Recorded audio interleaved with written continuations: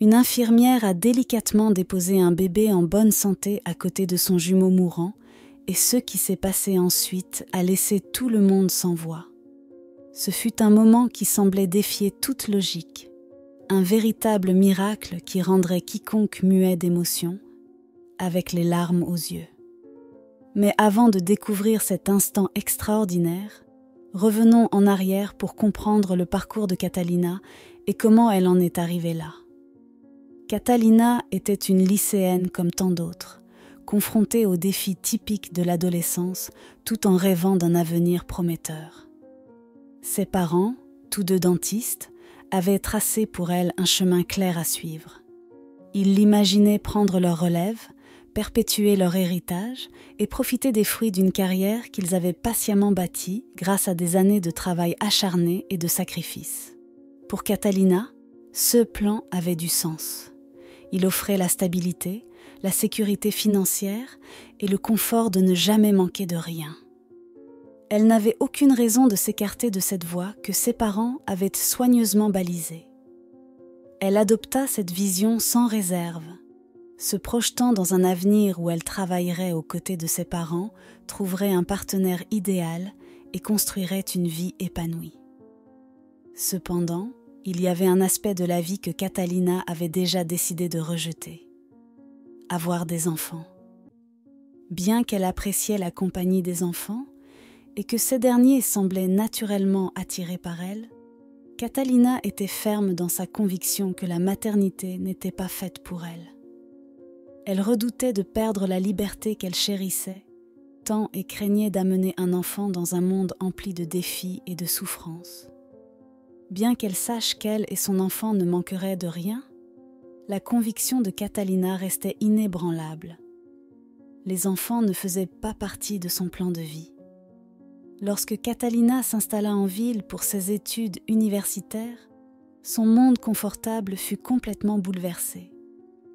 Vivant seule pour la première fois, elle se retrouva mal préparée aux responsabilités de la vie d'adulte.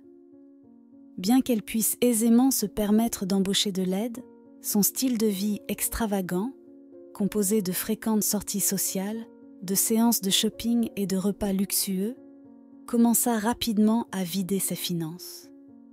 Forcée de choisir entre maintenir son mode de vie ou apprendre à gérer son foyer, elle opta pour la seconde option. Pour la première fois, Catalina dut apprendre à cuisiner, nettoyer, faire la lessive, payer ses factures à temps et, plus généralement, prendre soin d'elle-même. Ces expériences mirent en lumière à quel point son éducation avait été protégée et renforcèrent sa décision d'éviter la maternité. Si s'occuper d'elle-même était déjà aussi difficile, combien plus compliqué serait-il de s'occuper d'un enfant? Déterminée à ne jamais tomber enceinte, Catalina subit une procédure pour ligaturer ses trompes de Fallope. Même avec cette précaution, elle continua à être prudente, insistant pour que ses partenaires fassent de même.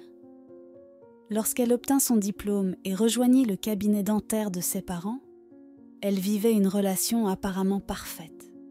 Son petit ami était tout ce que ses parents pouvaient espérer. Charmant, issu d'une famille respectable et ouvertement dévouée à Catalina. Il l'adorait, et lorsqu'il lui fit sa demande en mariage après 1 an de relation, cela semblait être l'étape naturelle suivante. Cependant, une conversation cruciale avait été négligée dans leur relation: la question des enfants. Ce soir-là, après que Catalina eut accepté avec joie sa demande, son fiancé mentionna avec désinvolture son espoir d'avoir des enfants un jour, peut-être entre 30 et 35 ans. La réponse de Catalina fut immédiate et catégorique. Elle ne voulait pas d'enfants, ni à 30 ans, ni à 35 ans, ni à aucun moment de sa vie. Cette révélation déclencha une dispute houleuse qui prit une tournure sombre et traumatisante. Aveuglé par la colère, son fiancé l'agressa, déterminé à lui enlever son choix dans cette décision. Désespérée et brisée, Catalina s'enfuit chez ses parents le lendemain matin. Bien qu'elle ait initialement gardé l'agression secrète, ses parents devinèrent que quelque chose n'allait pas. Lorsque son fiancé se présenta pour se réconcilier, Catalina révéla enfin la vérité. Ses parents se tinrent fermement à ses côtés et rompirent tous les liens avec l'homme qu'ils avaient autrefois accueilli à bras ouverts. Malgré la prise d'une contraception d'urgence, Catalina découvrit rapidement qu'elle était enceinte, de jumeaux. La nouvelle la plongea dans une profonde dépression. Elle se sentait piégée, submergée par le traumatisme de son expérience et la réalité accablante de la maternité. Ses parents et ses amis se mobilisèrent autour d'elle, lui offrant soutien et encouragement. Mais ce n'est que lors d'une échographie tardive que la perspective de Catalina commença à changer. Lors de l'examen, elle vit quelque chose d'extraordinaire. Ses jumeaux à naître se tenaient la main. La vision de ce lien, si pur et indestructible même dans l'utérus, éveilla quelque chose de profond en elle. À cet instant, Catalina comprit qu'elle pouvait aimer ses enfants avec une ardeur et une dévotion qu'elle n'aurait jamais imaginé possible. Pour la première fois, elle se sentit prête à affronter les défis de la maternité.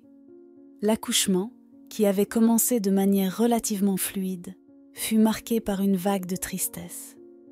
L'un des jumeaux naquit fragile, avec un cœur faible et de minces chances de survie. L'autre, en revanche, était en bonne santé et vigoureux. Catalina fut anéantie lorsque les médecins lui annoncèrent que son bébé le plus faible risquait de ne pas survivre. Observant son bébé en bonne santé se tortiller et pleurer comme s'il réclamait la présence de son jumeau, Catalina fit une demande désespérée. Elle supplia l'infirmière de placer le bébé le plus robuste dans l'incubateur aux côtés de celui qui était plus fragile, afin qu'ils puissent au moins passer leurs derniers instants ensemble. Bien que cela aille à l'encontre des règles de l'hôpital, l'infirmière accepta, émue par la requête de Catalina. Ce qui se produisit ensuite stupéfia tout le monde. Le bébé en bonne santé tendit instinctivement la main, enroulant son minuscule bras autour de son frère ou de sa sœur dans une étreinte. À la stupéfaction générale, le cœur du bébé le plus faible commença à se stabiliser. Ses battements cardiaques devinrent de plus en plus forts à mesure que le temps passait, comme s'il puisait sa force dans l'amour de son jumeau. En l'espace de quelques semaines, les deux bébés étaient en parfaite santé et Catalina put quitter l'hôpital avec ses deux enfants dans les bras. Elle était émerveillée par le miracle dont elle avait été témoin, un lien si puissant qu'il avait défié les attentes médicales. À partir de ce jour, Catalina chérissait ses enfants et rendait grâce chaque jour pour le cadeau de leur vie. Cette histoire incroyable est un témoignage de la puissance de l'amour et des miracles qui peuvent survenir lorsque l'on s'y attend le moins. Pour Catalina, le chemin vers la maternité n'avait rien de conventionnel, mais il lui avait apporté une joie qu'elle n'aurait jamais imaginée possible.